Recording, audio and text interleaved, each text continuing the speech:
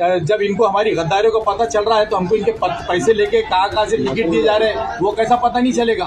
लेकिन इम्तियाज जलील साहब को सदारत से भी हटाना पड़ेगा, असद साहब को, और औरंगाबाद शहर के इलेक्शन से बाहर करना पड़ेगा। यहाँ पर उन्होंने दिखना नहीं।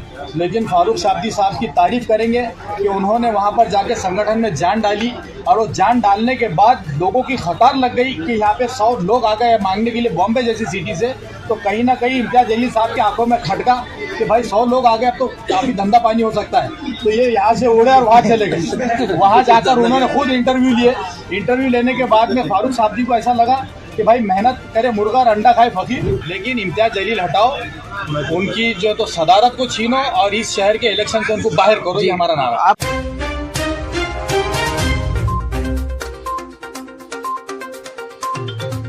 जी, आपने एमआईएम की जो प्रदेश अध्यक्ष थे उनकी फोटो जलाई है, क्या है सारा मामला? देखिए, ये इसलिए है कि इम्तियाज जलील साहब समझ रहे कि बिल्ली की तरह आंख बनकर दूध पिएंगे और कोई देखेगा नहीं।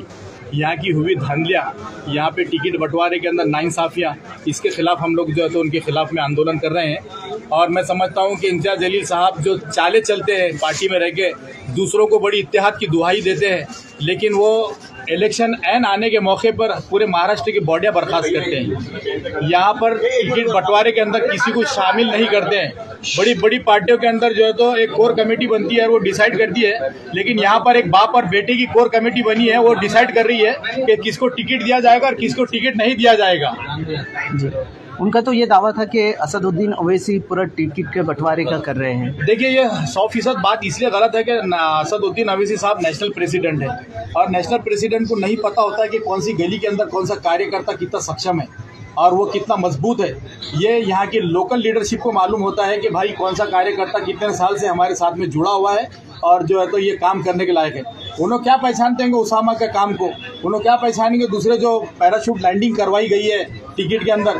हमारी पार्टी समीर राजूरकर के फ़ोन के ऊपर चल रही है, हमारी पार्टी विनोद पाटिल के फ़ोन पे चल रही है, हमारी पार्टी कमिश्नर के फ़ोन पे चल रही है, हमारी पार्टी जितेंद्र आव्हाड के फ़ोन पे चल रही है। ये क्या टिकट बांटने के लिए उनके फ़ोन आ रहे हैं, और हमारे ईमानदार, हमारे वफादार कारपोरेटर हो या कार्यकर्ता हो, उनको जो है तो बाजू करके जो है तो यहाँ पे टिकट का बंटवारा किया जा रहा है। जी, कहीं ना कहीं जितने भी पुराने पार्षद थे उनका टिकट कट करके नए लोगों को मौका दिया गया है। किस लिए? और ये इल्ज़ाम लगा के उन्होंने गद्दारी की, आप साबित नहीं कर सकते। ये आवाम का फैसला है और आवाम खुद इसकी गवाही देगी कि ये लोगों ने कितनी ईमानदारी से बॉडी बर्खास्त होने के बाद लगातार 6 साल से आज ग्राउंड के ऊपर काम कर रहे हैं। आज ये मेरा ऑफिस देखिए आप, यहाँ पर 2 से 3 लोग काम करते हैं, ऑफिस कम से कम 12 घंटे जो तो खुला रहता है। तो कौन गद्दारी करेगा? हम लोग तो आवाम के साथ वफादारी कर रहे हैं। इनको अगर ये गद्दारी लग रही है तो फिर गद्दारी ही सही। हम जी, आपने ये भी इल्ज़ाम लगाया है कि पैसे देकर टिकट दिए गए हैं। यकीनन हमारे पास में जिन लोगों ने लिए उनकी मजबूरियां हैं कि वो बोल नहीं सकते कि उनको टिकट चाहिए था, लेकिन कहीं ना कहीं से जो तो बात नजर खुल जाती है।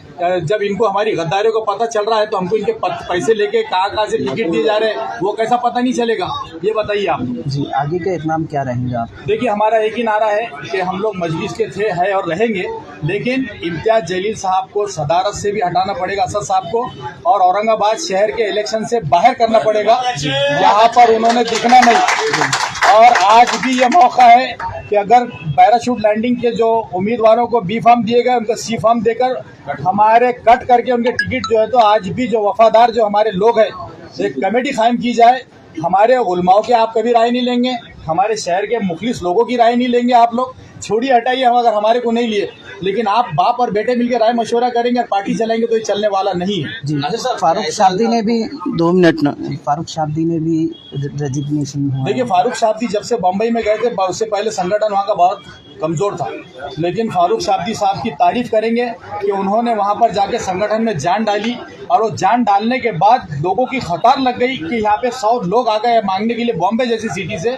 तो कहीं ना कहीं इम्तियाज जलील साहब की आंखों में खटका कि भाई 100 लोग आ गए, अब तो काफ़ी धंधा पानी हो सकता है। तो ये यहाँ से उड़े और वहाँ चले गए। वहाँ जाकर उन्होंने खुद इंटरव्यू लिए।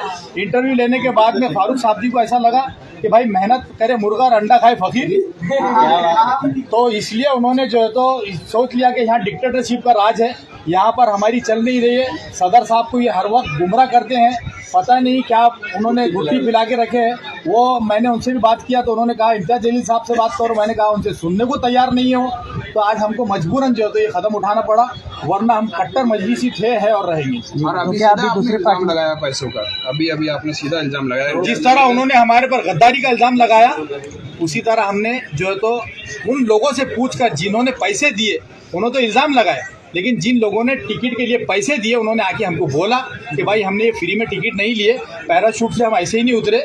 जिन लोगों ने 11 साल मजलिस को गाली दी, जिन लोगों ने मजलिस के खिलाफ काम किया, जिन लोगों ने 11 साल में मजलिस का स्टेज का भी शेयर नहीं किया, वो लोग आज मजलिस के उम्मीदवार और जो मजलिस के लिए वफादार है, दिन और रात मेहनत करते हैं, लोगों की आवाम की खिदमत करते हैं, डेवलपमेंट के काम करते हैं, वो सारे के सारे बाहर हो गए। तो ये डिक्टेटरशिप इनकी नहीं चली जी। तो क्या अभी आप कोई दूसरी पार्टी में प्रवेश करेंगे आप नहीं, लोग, वो या फिर हमारा हमने और आपको पहले बोले, मैंने आपको नारा दिया कि हम मजलिस के थे, हैं, रहेंगे, लेकिन इम्तियाज जलील हटाओ, उनकी जो तो सदारत को छीनो और इस शहर के इलेक्शन से उनको बाहर करो, ये हमारा नारा। आप ऐसे बोल रहे हैं, लेकिन आप दूसरी तरफ ये भी बता रहे हैं कि असदुद्दीन ओवैसी ने बताया है कि इम्तियाज जलील जैसा कह रहे हैं वैसा करो। इम्तियाज जलील साहब से बात करो बोले हमने उनसे कहा कि इम्तियाज जलील साहब से हमने कई मरतबा बात करने की कोशिश की, लेकिन वो बात नहीं करते। हमारे जैसे जिम्मेदारों के फ़ोन भी उठाना उनको जान पे आता है, और वो कभी यहाँ बैठ रहे कभी वहाँ बैठ रहे, खुल के बात नहीं हो रही।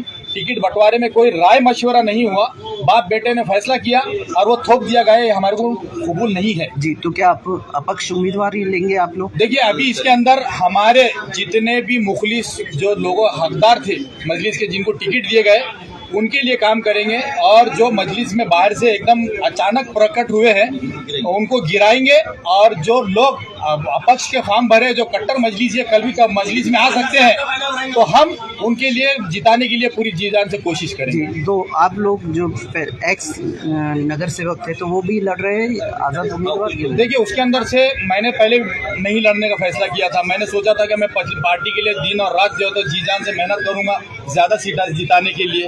उसके बाद में हमारे और 2-3 कारपोरेटर हैं, लेकिन 8 से 9 कारपोरेटर हमारे लड़ना चाह रहे थे क्योंकि उनका ग्राउंड वर्क भी बहुत बेहतरीन था, लेकिन उनको भी इसलिए ख़त्म किया गया। कहीं ना कहीं इम्तियाज जलील साहब के बात में ये एक जहन में बात है कि जिस वक्त मेरे को एमएलए का टिकट मिला, इन्होंने किसी और को कमिटमेंट दिया था, लेकिन ये मेरा टिकट बैरिस्टर असदुद्दीन ओवैसी साहब ने फाइनल किया। उस दिन से उन्होंने मेरे को दांत में पकड़ा था। उन्होंने यहाँ तक नहीं हरकत की, बल्कि मेरा वार्ड कमिश्नर को बोल के 4 टुकड़ों के अंदर जो तो तोड़वाया गया, ये इम्तियाज जलील साहब ने करवाया। Thank you. नासिर भाई आगे बढ़ो।